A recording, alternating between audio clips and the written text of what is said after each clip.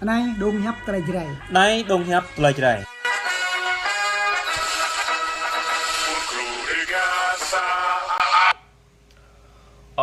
Chào mừng quý vị và các bạn quay trở lại với màn hình Facebook của tôi ngày hôm nay. Kính thưa quý vị và các bạn thân mến, như chúng ta đã biết, vào ngày 16 tháng 1 năm 2024 là ngày chính quyền Đảng Cộng sản Việt Nam xét xử và họ nói tại phiên tòa là những người này là những người phản động và khủng bố. Như thực tế thì tôi cảm nhận ở đây á, là thấy rõ ràng những sự việc mà khiến những người này mà đã làm ra hành động chống lại chính quyền là bởi vì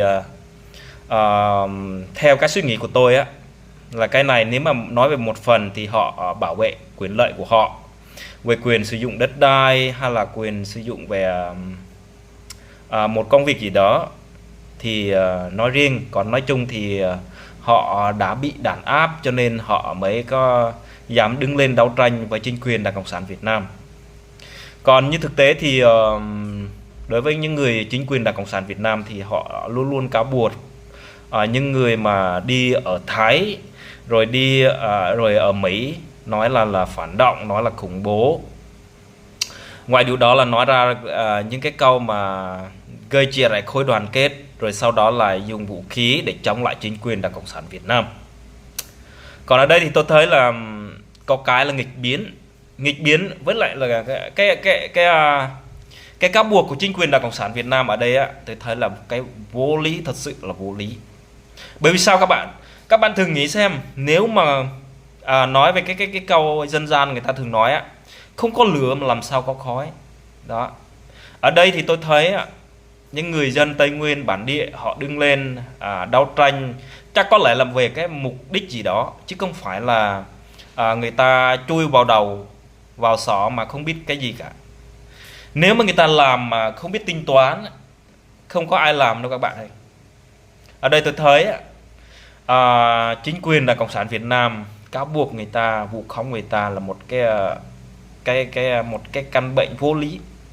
Bởi vì sao?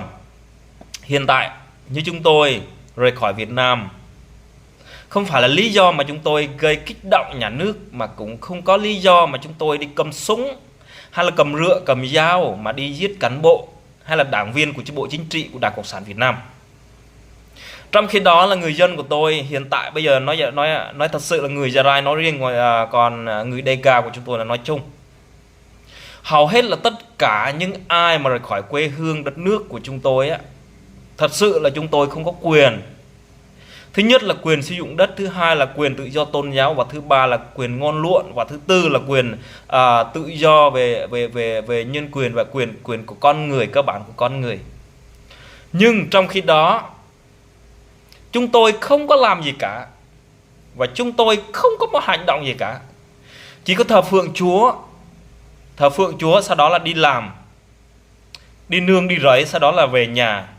Nhưng chính quyền Đảng Cộng sản Việt Nam vẫn cáo buộc chúng tôi là những kẻ phản động. Theo đạo Tin lành, bên Tin lành Dega là đạo phản động, phun rô, khủng bố, rồi theo Pháp, theo Mỹ muốn lật đổ chính quyền Đảng Cộng sản Việt Nam. Đó. Còn ở đây á, chứ nói về những người mà về cái vụ mà ngày 11 tháng 6 năm 2023 cho đến nay thì nói chung là cũng gần 1 năm. Theo cái dự án của chính quyền Đảng Cộng sản Việt Nam thì bắt nhốt, sau đó là đánh đập xong, bắt đầu lại xét xử, cáo buộc họ là tội, cái này là không phải là tội phá hoại chính sách đoàn kết mà là tội phản động khủng bố đó. Theo tôi thấy ở đây là một cái nguyên lý, một cái nguyên nhân mà tôi thấy chính quyền Đảng Cộng sản Việt Nam họ sai mà họ không có nhận, mà cứ đổ tội cho người dân bản địa, còn cáo buộc phản động khủng bố, sau đó là giết hại cán bộ. Như thực tế mà trong cái cộng đồng sắc tộc của tôi ở vùng Tây Nguyên Trung Phần của Việt Nam á, thì bản thân tôi thì tôi rất là hiểu về cái hoàn cảnh của chúng tôi. Như thực tế nói về quyền sử dụng đất đai, tất cả mọi người ở vùng Tây Nguyên trung phần của Việt Nam chưa bao giờ nói là nói chung là có cái quyền sử dụng đất của mình, mà đều bị chính quyền Đảng Cộng sản Việt Nam cưỡng ép rồi tịch thu, rồi sau đó là người dân từ Hà Nội là người Kinh họ xâm phạm, rồi họ tịch thu đất đai của chúng tôi không có một lý do nói chung cơ bản về có cơ sở. Họ nói là đất của nhà nước, họ nói là cây là cây của nhà nước, rừng là rừng của nhà nước. Sau đó là họ còn mỉa mai nói chúng tôi là đồng bào dân tộc thiểu số, rồi đủ thứ các bạn. Còn đối với những người mà trong hình này á, thì tôi nói là thật sự là rất là thương tiếc, nói chung là anh em người Tây Nguyên của chúng ta. Bởi vì sao? Bởi vì chính quyền Đảng Cộng sản Việt Nam luôn luôn cáo buộc họ, chứ hiện tại thực trạng bây giờ chứ nói gì họ cầm cái vũ khí mà đứng lên đấu tranh. Nhưng cái vấn đề này thì tôi thấy là chính quyền Đảng Cộng sản Việt Nam xét tội của họ là quá đáng, không trúng với cái luật nhân quyền, và cũng không đúng với cái sự bất mãn hay là cái một áp lực nào đó của họ đã thúc đẩy, cho nên dám có can đứng lên đấu tranh. Cái điều này á là đối với chính quyền á, nói chung là người dân tộc Tây Nguyên của chúng ta là nói là sai, nói là khủng bố phản động. Còn tôi thì mặc dù tôi không nằm trong số họ, nhưng mà tôi vẫn ủng hộ họ. Bởi vì sao? Bởi vì như thế này, nếu mà ai mà hiểu về cái hoàn cảnh của những người này á, như là tôi hiểu về hoàn cảnh của họ, thật lòng mà nói, nếu mà anh em nào mà mất đất hay là bị chính quyền Đảng Cộng sản Việt Nam đàn áp về tôn giáo, không cho đi lại và không tự do hội họp lập nhóm, khi mà thấy một số người Tây Nguyên là người bản địa, người Gia Rai, người BD, người sắc tộc của chúng tôi muốn thờ phượng Chúa, thì chính quyền bắt, sau đó lên huyện, lên xã điều tra vụ việc, tại sao chúng mày lại đi theo đạo, rồi tại sao chúng mày lại thờ phượng Chúa, rồi chúng mày có ý định lật đổ chính quyền Đảng Cộng sản Việt Nam. Sau đó là họ đánh đập xong, sau đó là họ lấy cái bút rồi tờ giấy trắng, rồi bắt chúng ta viết một cái bản cam kết, rồi tự khai lý do tập trung là cái gì đó. Tôi nghĩ là từ cái nguyên nhân đó họ mới đứng lên. Nhưng ở đây ấy, chính quyền Đảng Cộng sản Việt Nam họ sai mà họ không có nhận, cứ đưa tội người dân, nói là phản động khủng bố. Giả sử như chúng ta nếu mà chúng ta cầm rựa hải riêu là một cái súng đạn rồi này nọ đi Hà Nội cướp đất cướp giật, thì chúng ta có thể là nhận là một cái phần đó là sai. Còn đằng này ấy, chúng ta ở chỗ huyện nào đó, ở xã nào đó, thì nếu mà cái sự việc đó xảy ra, tôi nghĩ rằng là cái đó là không phải là một cái vấn đề mà họ muốn giết cán bộ hay là giết đảng nhà nước hay là cái chống cây này cái kia, mà là họ không có đường nào để mà đi. Nói thật ra là nói là đường chính quyền nhà nước Việt Nam là họ dồn cái những người dân bản địa của chúng ta là đến mức đường cùng, cho nên họ mới dám đứng lên như vậy. Cái gì nhỉ? Rơ Lan Hồng Phương, sao nghe tin đồn chúc thay anh trai chăm sóc chị dân và các cháu giống như Ama Lư chị chăm sóc vợ bản thân. Sao nghe tin đồn? Thì mày nghe tin đồn cái gì cũng được, nhưng miễn sao là tao nói cái gì là thực tế là tao nói, tao cũng không sợ, tao đâu có sai đâu. Chính điều này quý vị có hiểu về vấn đề không? Không có lửa làm sao có khói đó. Cái này là không phải là dân tự dân hại chính quyền. Không có đời nào mà dân mà đi hại chính quyền cả. Tại vì chính quyền họ làm quá đáng.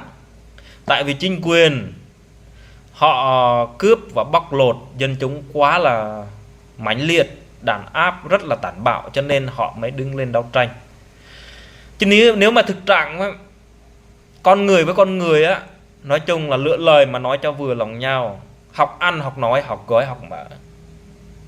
Hay là về vấn đề mà dùng luật pháp để trừng trị, thì có cái là nếu mà giả sử người mất đất, một người chiếm đoạt và người mất đất, nếu mà họ xử lý một cách thỏa đáng, một cách công bằng và một cách minh bạch, có lẽ là vụ việc này không bao giờ xảy ra.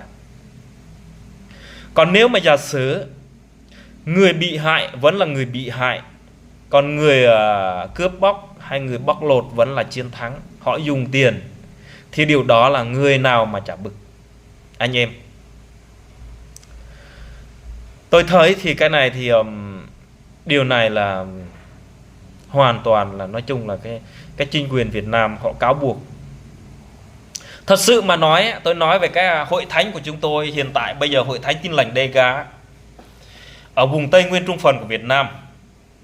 Tôi thì tôi từ nhỏ đến lớn, tôi từ nhỏ, từ 1 tuổi cho đến 24 tuổi tôi mới rời khỏi Việt Nam.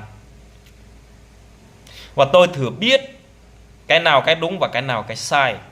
Và tôi cũng biết chính quyền Việt Nam họ đối xử với chúng tôi như thế nào.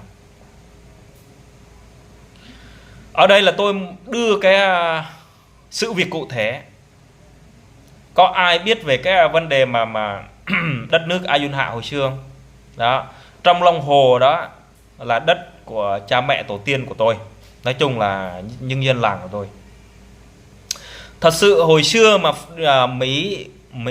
Pháp rồi Mỹ rồi hồi xưa thì Champa họ qua đánh, rồi sau đó là vua của chúng tôi cũng đánh, tới lượt mà Pháp muốn cai trị, vua của chúng tôi cũng đánh, và sau đó là tới Mỹ, rồi sau đó là người dân, bố mẹ rồi ông cha rồi cùng tham gia lính Mỹ, lính Pháp rồi lính cách mạng đó các bạn. Rồi sau đó là lính Cộng Hòa. Nhưng mà họ lại kéo vào chiến tranh tại đất nước Tây Nguyên của chúng ta. Trong khi đó ông cha của chúng ta góp phần xây dựng đất nước của chính quyền Đảng Cộng sản Việt Nam hiện nay. Chúng ta nghĩ rằng ông Bác Hồ nói nếu mà sau này giải phóng, đánh đuổi được Pháp, được Mỹ, rồi có xe thì đi cùng xe, có mái nhà thì ở cùng mái nhà. Nhưng mà cuối cùng làm sao?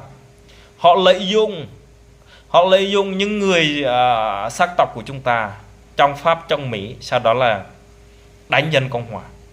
Cuối cùng khi mà giải phóng, như ông của tôi thật sự sau khi tham gia lính Pháp, sau đó tham gia cách mạng, có huân chương đàng hoàng, ông là họ Castro, có huân chương đàng hoàng. Trong khi đó tôi đi học thì không có hưởng cái chế độ mà nói chung là công cách mạng gì cả đó.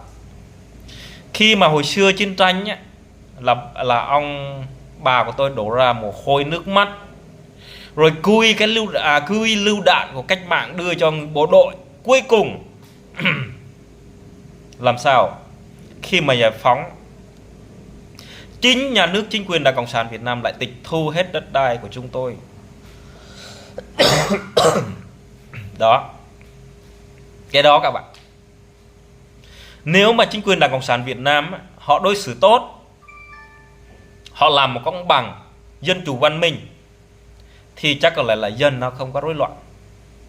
Chắc có lẽ là dân nó không có đi mà nói xấu, không phải là nói xấu mà là nói thẳng thắn. Ở đây thì tôi không nói xấu chính quyền, bởi vì chính quyền nói một đảng thì làm một nẻo, thì tôi phải nói ra. Bởi vì điều đó nếu mà tôi ở Việt Nam thì tôi không dám nói, bởi vì nếu mà tôi nói một câu thì tôi đi tù 10 năm đó. Còn nếu mà tôi mà đi mà nói là chính quyền Đảng Cộng sản Việt Nam là phản động, thì lúc đó là tất nhiên là tôi sẽ bị bỏ tù là 20 năm đó. Còn về vấn đề đất đai đó, ở Long Hồ thì đất của chúng tôi, sau đó là chính quyền nhà nước Việt Nam, như tôi vừa chửi ông Doan Cannonball, ông nói là Cannonball, ông có một dự án, sau đó là đập Ayunha, sau đó là cùng với chính quyền Đảng Cộng sản Việt Nam, họ bắt đầu họ đuổi hết chúng tôi lên cái hiện tại làng Rin. Hồi xưa là chúng tôi là thuộc huyện Ayunpa, nhưng hiện tại bây giờ là thuộc huyện chữ C. Họ đuổi hết chúng tôi lên làng Rin. Sau đó là đất ở trong lòng hồ thì họ lẽ ra là họ lập ra cái đập A Dun Hạ đó, là họ sẽ cấp cho chúng tôi một cái miếng đất để mà làm cánh đồng hay là làm một cái ruộng đất gì đó để nuôi trang trải cuộc sống của mình. Nhưng không phải như vậy các bạn. Họ đuổi chúng tôi đi, không có một đồng nào. Sau đó là ngôi mộ bố mẹ, rồi sau đó là ông cha của chúng tôi họ đốt đi hết, họ ủi hết đó. Chính quyền Đảng Cộng sản tàn bạo như thế đó các bạn. Sau đó là họ đuổi chúng tôi. Lúc đó là chúng tôi chuyển sang huyện Phú Thiện hiện nay. Chúng tôi ở A Dun Hạ. Nói chung là bố của tôi, mẹ của tôi là không phải là lười biếng. Thật sự mà nói thì 10 hecta, 20 hecta đất của chúng tôi có. Như các anh chị em cũng biết, hiện tại là đất của chúng tôi mà đang bị tịch thu tại khu giải trí, hiện tại đang là nói là khu du lịch ở A Dun Hạ đó. Rồi sau đó là đất ở phía đông của làng Plei ấy, cũng là đất của bố mẹ của tôi. Sau đó là ở bên chuyên sâu nữa là cũng phía đông mà gần kia nữa là nói chung tổng cộng là hơn 10 hecta. Bố mẹ của chúng tôi không có lười. Mà nhưng chính quyền Đảng Cộng sản Việt Nam lúc đó là chủ tịch ông Nấm, ông cầm những người Mường, người Tây, rồi sau đó là người Duân từ Hà Nội xuống đó rồi chiếm đoạt đất đai của chúng tôi. Không có lý do, họ nói là đất này là đất của nhà nước, chúng tôi muốn lấy thì lấy, chúng mày cút đó. Như vậy nếu lúc đó thì tôi, nếu mà giả sử tôi giống như các anh, các chú, các bác mà hiện tại bây giờ chính quyền Đảng Cộng sản Việt Nam nói là cáo buộc là họ là phản động khủng bố, chắc lúc đó là tôi cũng làm như vậy. Nếu mà tôi lớn lúc đó thì tôi chắc phải 5 tuổi. Tôi thấy mà người dân ấy, người Việt Nam, người Kinh ấy, họ xuống đó họ cầm, không phải là cầm đơn giản đâu các bạn, họ cầm rìu rựa, sau đó là họ cầm cái súng mà súng calip.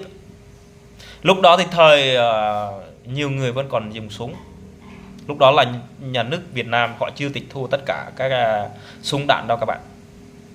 Lúc đó là họ cầm cả súng.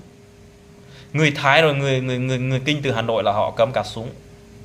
Họ qua tịch thu đất đai của tôi. Thật sự là tôi nghĩ tới cái đó là nói chung là nỗi giận của tôi chưa bao giờ nguội. Bởi vì sao? Đất của chúng ta có quyền, nhưng mà tại sao là người ta lại tịch thu không có lý do đó. Nhưng nghĩ về cái vấn đề mà nói về các anh em mà đang bị giam cầm hiện tại bây giờ, có người thì nói hầu hết là có người, những người mà nói chung theo đạo của chúng tôi, cũng là có người ở bên Mỹ, có người ở bên Việt Nam, họ nói theo chính quyền Đảng Cộng sản Việt Nam là những người này là những người phản động khủng bố. Còn đối với tôi á, không phải là tôi nằm trong số đó, nhưng tôi thấy người dân bản địa của tôi, người sắc tộc của tôi, người Tây Nguyên, nói chung là sống rất là trung thực. Sự trung thực ở đây á không phải là giống như chính quyền Đảng Cộng sản Việt Nam nói một đảng là một nẻo, mà sự trung thực ở đây á là họ yêu thương và họ đùm bọc, với lại họ hiểu những ai mà gặp khó khăn thì họ chia sẻ. Nhưng mà trong khi đó là trong số đó là những người Kinh. Hồi xưa tôi kể lại một cái phần nhỏ. Hồi xưa bố mẹ ông cha của tôi ở trong một cái khu vườn rộng lắm. Hiện tại bây giờ ở làng Plei Tắc, nhưng mà đã bị ông thôn trưởng ở Map Lang ông chiếm đoạt rồi. Lúc đó thì có một người dân là nói chung là người Kinh, họ từ Bắc, sau đó là họ vô đó làm ăn rất là khó khăn. Họ hỏi bố mẹ cho con làm bố mẹ nuôi được không? Bố mẹ của tôi đồng ý, ok được. Sau đó là có cái gì thì chia sẻ.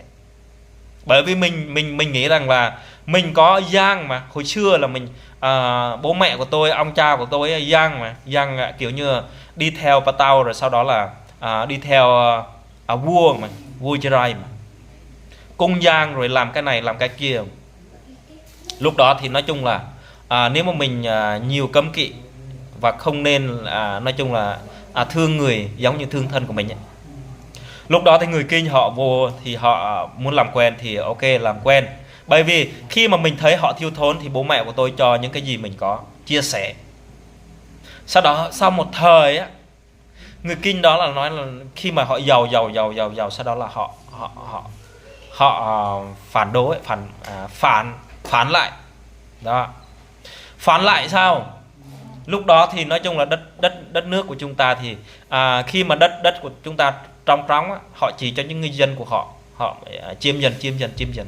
Sau đó khi mà họ chiếm dần, sau đó là họ nói là tao không quen biết mày, mày là mày, tao là tao, đất là đất của nhà nước. Đó.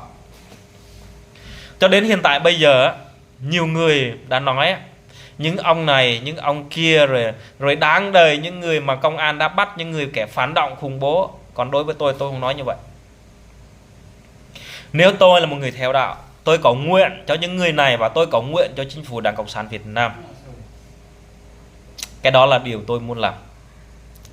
Còn các việc mà cái vấn đề mà tôi hiểu về cái vấn đề mà tình trạng bây giờ, lý do gì xảy ra cái vụ việc đó, thì tôi hiểu rõ cái vấn đề đó. Bởi vì nói tóm đi, nói đi nói lại, tóm lại thì không, nếu mà không có lửa làm sao mà có khói. Nếu mà chính quyền Đảng Cộng sản Việt Nam đối xử tốt với những người đã bị áp bức thì không có một ai mà đi làm những cái vụ việc này xảy ra như vậy. Còn nếu mà chính quyền Đảng Cộng sản Việt Nam họ không có tịch thu đất đai của dân, họ không đàn áp tôn giáo, họ không phân biệt chủng tộc và họ không làm sai một điều gì theo luật nhân quyền thì không có ai mà đi làm những cái việc mà nói chung là tự chui đầu vào chỗ chết cả. Đó. Nhiều người vẫn không hiểu.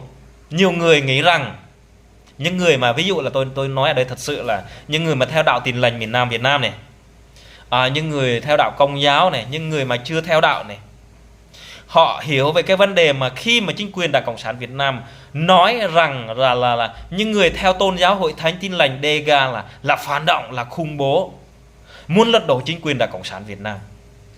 Cái đó là tôi nói là tôi muốn gửi lời tới những người nói đó, là tôi nói là các anh sai, các anh các chị sai. Có đức mà không có tài á, làm việc gì cũng khó. Có tài mà không có đức là người vô dụng. Các anh chị em là người vô dụng. Bởi vì sao? Bởi vì như Lan Hồng Phương này, Lan Hồng Phương đây là siêu học cu. Đây là một người nói chung là một người, cũng là một người học hành tử tế, cũng là một người đảng viên chính trị, bộ chính trị nằm trong hệ thống của chính quyền Đảng Cộng sản Việt Nam tại Plei. Hồi trước hình như lúc mà tôi đi học mà cũng gặp bà này. Nhưng hiện tại bây giờ sao? Tư tưởng, cái đức với lại cái tâm không có. Học thì có học, nhưng mà cái đức thì không có, mình xem như là vô dụng. Còn đối với chính quyền Đảng Cộng sản Việt Nam hiện tại bây giờ đang lợi dụng những ai mà theo đuổi bộ đảng chính trị, đảng viên rồi kết nạp đảng rồi lên chức rồi này nọ, là họ đồng ý rồi họ thúc đẩy làm đi.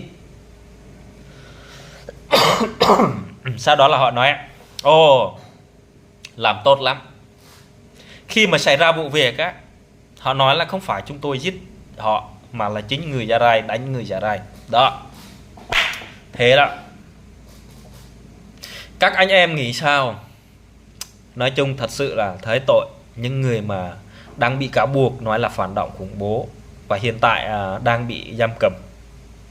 Còn đối với người khác thì nghĩ thì đúng, chính quyền Đảng Cộng sản Việt Nam nói thì đúng. Còn tôi nghĩ rằng chính quyền Đảng Cộng sản Việt Nam cáo buộc là quá tàn ác, không có đúng với cái luật.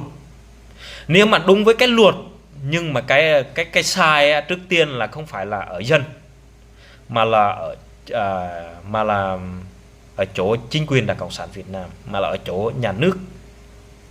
Nếu mà nhà nước tốt, nhà nước đẹp, nhà nước nói chung là do dân và vì dân, họ không có làm như thế. Có đời nào mà như tôi mà ví dụ là tôi sống ở nước ngoài, Có đời nào mà nhà nước họ không có làm sai gì tôi mà tự nhiên tôi đi cầm súng mà đi bắn người khác không? Các bạn thử nghĩ như thế. Các bạn thử khẳng định như thế đi. Có đời nào mà các bạn mà không ai làm sai bạn mà tự nhiên đi đánh người ta không?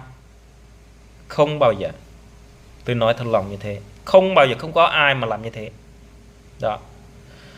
Còn nói về cái điều này á, nói thật sự á, thì tuy rằng là có cái là nói chung là cũng nhiều người họ chịu đựng được, còn có vài số người thì họ không chịu đựng được. Đó, điều này nên nó mới xảy ra. Chứ nói thật rằng ấy, là người sắc tộc của mình, người Tây Nguyên của mình là như thế này thôi. Còn nếu mà giả sử nói đến người Kinh ấy, nếu mà chúng ta làm như thế thì họ nghĩ như thế nào? Có lẽ là họ giết chúng ta ngay bây giờ. Đó. Thậm chí mà chúng ta đi theo Chúa bên Hội Thánh Tin Lành Đề Cà, mà thậm chí họ còn cáo buộc chúng ta là phản động, khủng bố. Ở đây là như vậy là phản động là gì, khủng bố là gì? Theo tôi thì tôi chỉ theo đạo thôi, tôi không biết về cái vấn đề mà chính trị hay là một vấn đề về cái vũ lực nào đó đối với chính quyền Đảng Cộng sản Việt Nam. Nhưng tôi có quan niệm mà tôi nên biết rằng tôi theo đạo bên Hội Thánh Tin Lành DK, nhưng chính quyền Đảng Cộng sản Việt Nam vẫn cáo buộc tôi là phản động theo khủng bố. Đó. Cái này các bạn nghĩ như thế nào? Còn tôi thì tôi không đồng ý với chính quyền Đảng Cộng sản Việt Nam. Bởi vì những gì mà tôi đã mất, họ vẫn chưa trả lại. Họ lấy đi hết rồi. Còn những người mà nói như tôi là theo Hội Thánh Tin Lành DK là phản động khủng bố, bởi vì họ chưa biết như thế nào mà chính quyền đối xử với họ. Bởi vì họ chưa đã bị tịch thu đất đai, họ chưa đã bị mà chính quyền Cộng sản Việt Nam đàn áp, cho nên họ nói theo phong trào, họ nói theo chính quyền Đảng Cộng sản Việt Nam, họ nói rằng là tôi là một kẻ phản động khủng bố, hay là cây chia rẽ khối đoàn kết. No, tôi không bao giờ cây chia rẽ khối đoàn kết. Mà ở đây tôi muốn nói ra rằng cho các anh chị em hiểu rằng những người mà sang Thái Lan, những người mà sang Mỹ hay ở đâu đó, chứ không phải là người ta khủng bố hay là người ta phản động, mà là người ta chạy trốn chính quyền Đảng Cộng sản Việt Nam đàn áp. Đó. Ở đây đàn áp là cái gì? Họ đàn áp những cái gì? Thứ nhất là mất quyền sử dụng đất. Thứ hai là do bị chính quyền Đảng Cộng sản Việt Nam đàn áp về tôn giáo, không cho tự do đi lại, không cho tự do lập hội và lập nhóm. Thứ ba, chính quyền Đảng Cộng sản Việt Nam không cho người dân tự do ngôn luận, tự do chính trị và tự do cái gì nữa, vẫn còn phân biệt chủng tộc. Đó. Nếu mà ai không hiểu về cái vấn đề này, đừng nên và đừng còn nói rằng là những người mà sống ở Thái Lan phản động khủng bố và những người theo đạo bên Hội Thánh Tin Lành DK là theo Phun-rô phản động khủng bố.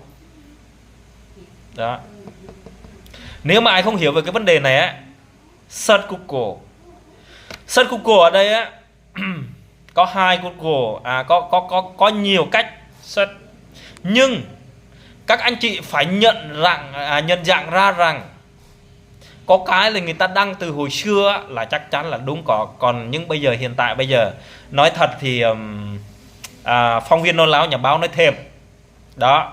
Như tình trạng bây giờ là như là ông Nguyễn Phú Trọng đang làm bệ nhá.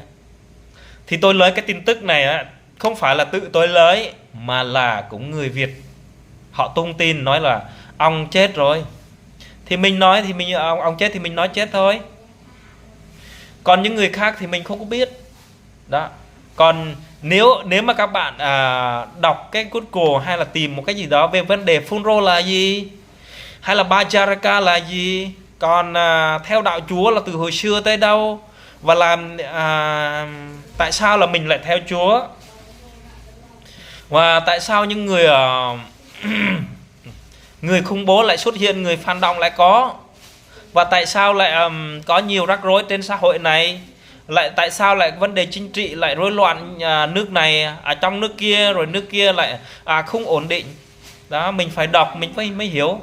Còn đằng này thì mình như là người dân của tôi thì có người thì đi cán bộ, làm cán bộ. Những người bạn của tôi hồi trước là tôi học cũng họ đi học phổ thông hay là học nghề này nọ đó. Có người thì chỉ trích tôi, nói là mày là theo Dega, là mày đạo Dega là theo phản động, theo ông Cất cái sao rồi làm chuyện tùm lum tùm la này nọ. Có bao giờ mà tôi đi trộm cắp của ai đâu, tôi mà sợ. Tôi đi theo đạo thì tôi muốn tốt đạo đẹp người. Hồi xưa bố mẹ của tôi thấy thật sự là bố mẹ của tôi uống rượu. Khi mà chúng tôi kết nạp về đạo bên bên Công giáo, bố mẹ tôi cũng đã hiểu về cái vấn đề mà cuộc sống là gì. Nhưng lúc đó là quá muộn rồi. Lúc mà tôi còn nhớ là năm 1996 bố mẹ của tôi đánh nhau khi lúc uống rượu, đến nỗi mẹ của tôi bị bệnh. Sau đó là bố của tôi cũng bị bệnh, đánh nhau á, cũng khoảng 1 năm 2 năm mới khỏi. Trong khi đó là cuộc sống thì đi theo Chúa thì nói chung là cái quá khứ nó để lại cái di chứng, sau đó là bị mất. Đó. Còn trong trường hợp đó, còn người Kinh còn đánh bố tôi nữa. Đó, về cái tịch thu đất đai. Nếu hiện tại bây giờ, nếu mà tôi giả sử nếu mà tôi mà lúc đó hiện tại bây giờ tôi lớn, chắc hẳn là tôi cũng giống như mấy anh kia thôi. Bởi vì họ lấy đất thì họ lấy một cách, ví dụ là phải có lý do đất của chúng ta ở đó mà tự nhiên họ tịch thu. Trong khi đó là họ tịch thu đất đó là họ cho người khác làm, mà chúng ta ở đó là quê của chúng ta, nơi cất rốn của chúng ta, nơi sinh đẻ ở đó, mà họ vẫn lấy được. Đó, các bạn thử nghĩ xem cái đó. Chúng ta không khác gì những người mà đã bị chính quyền Việt Nam cáo buộc là phản động khủng bố. Bởi vì họ mất đất thì họ phải đứng lên. Còn chúng ta ai mà mất đất á, ai cũng phải có ý kiến hết cả, chứ không phải là ngồi yên một chỗ. Chính quyền muốn làm gì thì làm. Chúng ta là một con người. Chính quyền là dựng nước dựng nhà, là bảo vệ dân mà, đâu phải chính quyền là muốn hại dân đâu. Nhưng ở đây á, chính quyền Đảng Cộng sản Việt Nam không phải là yêu thương dân, mà là đứng về kẻ, nói chung là kẻ mạnh, đứng về cái sự áp bức, bóc lột, cho nên cái chuyện này mới xảy ra. Còn nhiều người nghĩ rằng là những người này sai, hay là theo phản động này nọ. Còn tôi thì tôi kết luận là không phải là sai.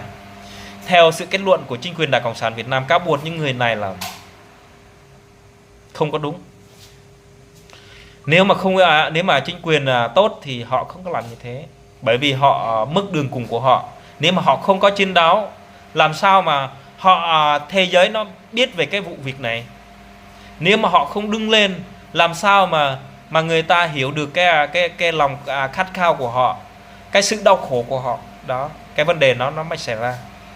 Tôi ủng hộ. Tôi không phải là tôi nói là những người này là phản động khủng bố, không phải. Thậm chí tôi nói thật sự á, nếu mà chúng ta ở dưới quê kia, ở trong vùng Tây Nguyên hoặc là ở Hà Nội, mà khi mà chúng ta đi làm hay là ở Sài Gòn đi chẳng hạn như thế, chúng ta đi hái một quả mít của người ta ở trong thành phố, hoặc là đi lấy một cái bánh trong thành phố, chắc chắn là các anh sẽ bị đánh, chắc chắn là các chị sẽ bị đưa vào đồn. Đó. Còn ở đây chứ nói về cái việc mà chính quyền tịch thu đất đai, chắc chắn là họ sẽ đứng lên, đó là lẽ phải rồi. Cái đó là không có sai. Nói chung là nói đi nói lại thì nói chung là tôi cũng thấy buồn khi mà nghe tin này. Chính quyền cứ kết tội họ là phản động khủng bố rồi này nọ, giết cán bộ rồi này nọ. Nói thật thì tôi cũng buồn. Vì sao? Bởi vì chính quyền Đảng Cộng sản Việt Nam họ chưa bao giờ cải thiện những gì mà họ làm. Họ vẫn còn đàn áp, bắt bớ, bóc lột dân chúng, mà họ không đưa ra một cái cái nói chung là cái minh bạch. Họ chưa bao giờ mà yêu thương hết dân cả. Họ chưa bao giờ nói là họ nói là một đảng thì làm một nẻo. Họ nói ví dụ như thế này, họ nói lá lành thì đùm lá rách, nhưng mà ở đây thì lá lành thì đạp lá rách, chứ không phải là lá lành đùm lá rách. Nếu những người này mà nói chung là họ không đung lên, rồi họ không bảo vệ quyền lợi của họ, thì chắc có lẽ là không có ai biết. Và thậm chí hiện tại bây giờ như là nick ông Ralan ông Hải á, công an tỉnh Gia Lai á, Ralan Hồng Phương này, công an huyện Phú Thiện này, còn nhiều thứ lắm, công an huyện Chư Sê, rồi công an rồi này nọ đó. Họ cứ cáo buộc tôi là kẻ phản động, theo phản động khủng bố rồi này nọ. Không phải, tôi không phải là kẻ phản động, tôi không phải là kẻ khủng bố, tôi là một người theo đạo. Nhưng mà có cái là có cái không đúng thì tôi nói, có cái đúng thì tôi không bao giờ chỉ trích hay là nói ra cái này cái kia. Đó là cái điều mà tôi muốn nói. Ok, cảm ơn quý vị và các bạn đã theo dõi. Nếu các bạn muốn xem thêm thông tin gì khi mà tôi nói lên, mời quý vị và các bạn đăng ký rồi kết bạn. Rồi có gì thông tin mới mời quý vị và các bạn gửi hay là kết bạn. Rồi cảm ơn quý vị nhá. Chúc các bạn một buổi tối vui vẻ, rồi chúc ngủ ngon.